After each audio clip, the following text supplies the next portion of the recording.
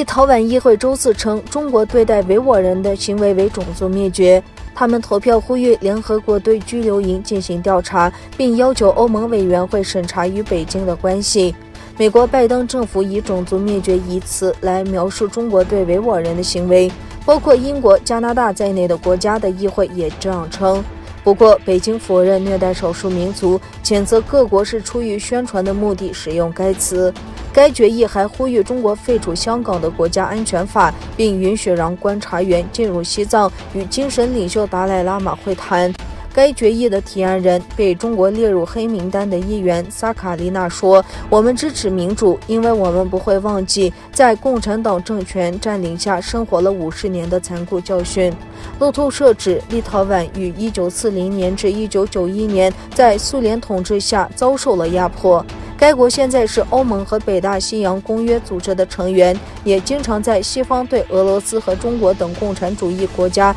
推动采取更强硬的外交路线时担任要角。3月，立陶宛表示，今年将在台湾开设一个贸易代表处，此举激怒了北京。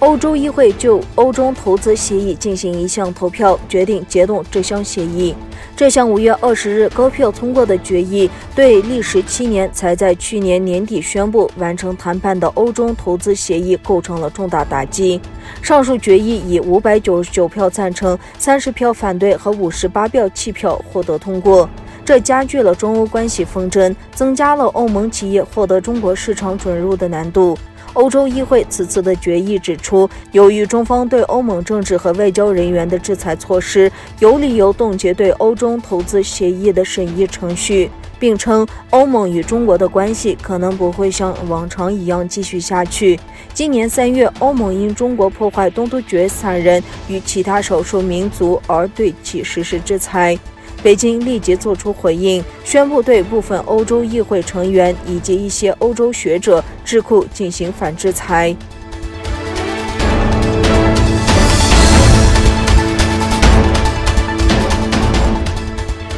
美国一艘军舰驶入南中海巴拉塞尔群岛，也就是中国所说的西沙群岛附近，双方都指责对方的行为违反国际法。中国南部战区新闻发言人田军礼空军大校5月20日在一份声明中说，美国威尔伯号导弹驱逐舰未经中国政府批准，当天非法闯入中国西沙领海，解放军组织海空兵力进行跟踪监视，并给予警告驱离。声明说，美军此行是搞航行霸权和舆论误导，严重侵犯中国主权和安全。美军在一份声明中说，国际法不允许任何国家单方面对无害通过设置任何事先通知或事先得到批准等规定。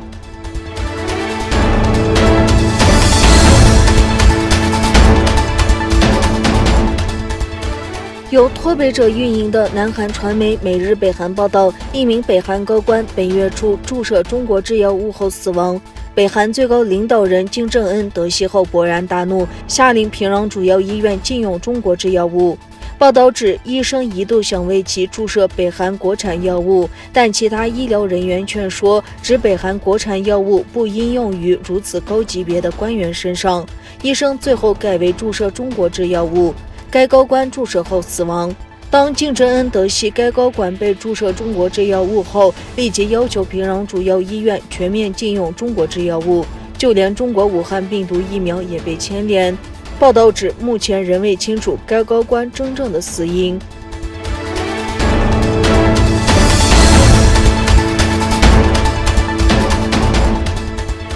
以色列总理内塔尼亚胡的办公室和埃及国家电视台说，以色列与哈马斯已同意互相和同时停火。哈马斯官员对路透社说，停火将于当地时间星期五5月21日凌晨2点在加沙开始。停火的消息是在以色列总理的安全内阁星期四晚间在耶路撒冷开会之后宣布。美国国务卿布林肯星期四下午对记者们说，我准备好随时前往以色列，前往中东，如果这有利于推动走出暴力，并帮助努力改进以色列与巴勒斯坦人双方生活的目的。此刻我们的聚焦点是希望看到这些消息是真的。